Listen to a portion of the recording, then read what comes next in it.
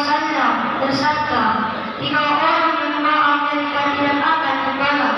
Orang yang berbuka puasa ketika akan berbuka pemimpin yang adil, dan doa orang yang dizalimi. Allah Subhanahu wa Ta'ala mengangkat doa itu di atas awan dan dibukakan baginya pintu-pintu langit. Dan Allah berfirman, demi kemuliaanku aku menolongmu walaupun pada suatu saat nanti. Faidah dalam Nurul Masrur diriwayatkan dari Aisyah radhiyallahu anha bahwa apabila Ramadan tiba, lalu pada Rasulullah sallallahu alaihi wasallam berubah, beliau lebih memperbanyak juga rakaat salat sunnahnya dan berdoa dengan lebih waktu, dengan rasa takut yang lebih besar kepada Allah Subhanahu wa Ta'ala.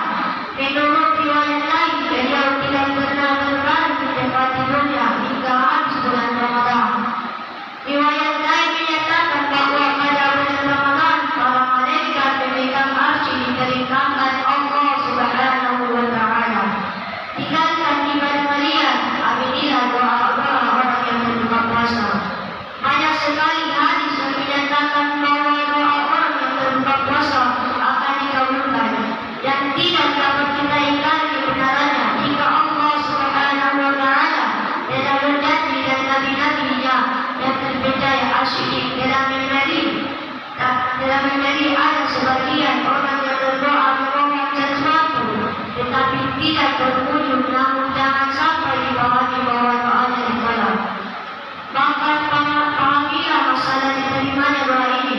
Rasulullah sallallahu alaihi wasallam bersabda, jika seorang muslim berdoa kepada Allah Subhanahu wa Ta'ala dengan syarat tidak untuk memutuskan silaturahmi atau untuk suatu dosa, pasti ia akan menerima salah satu dari ketiga hal berikut ini. 1. Ia akan langsung memperoleh sesuai perintahnya. 2. Ia akan diselamatkan dari musibah sebagai ganti dari pemerintahannya. 3. Pahala-pahalanya disimpan untuk diberikan di akhirat nanti. Sesungguhnya doa adalah sesuatu yang sangat penting dan mengabaikan doa merupakan kerugian yang sangat besar.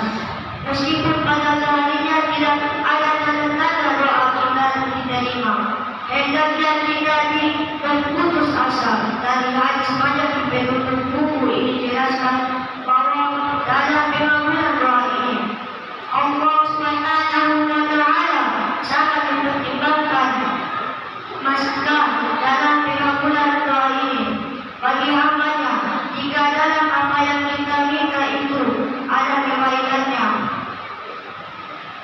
maka Allah Subhanahu wa Ta'ala akan mengabulkannya. Jika tidak, Allah Subhanahu wa Ta'ala tidak akan mengabulkannya. Doa yang tidak dikabulkan ini pun merupakan karunia Allah Subhanahu wa Ta'ala, karena kita sering meminta sesuatu yang tidak sesuai dengan keadaan kita disebabkan ketidakpahaman kita. Ada suatu hal yang penting lainnya bahwa banyak laki-laki atau wanita yang terkena penyakit, yaitu suka mendoakan keburukan bagi anak-anaknya. Allah Subhanahu ketika marah dan susah, ingatlah bahwa ada waktu-waktu tertentu ketika Allah Subhanahu wa Ta'ala akan mengabulkan doa apa saja. Sehingga kalian berdoa seorang kira-kira anaknya sendiri terkena kutuk, apabila anak itu mati atau terkena musibah, barulah ia menangis dan meratapinya tanpa menyadari bahwa musibah datang disebabkan oleh doa buruknya sendiri.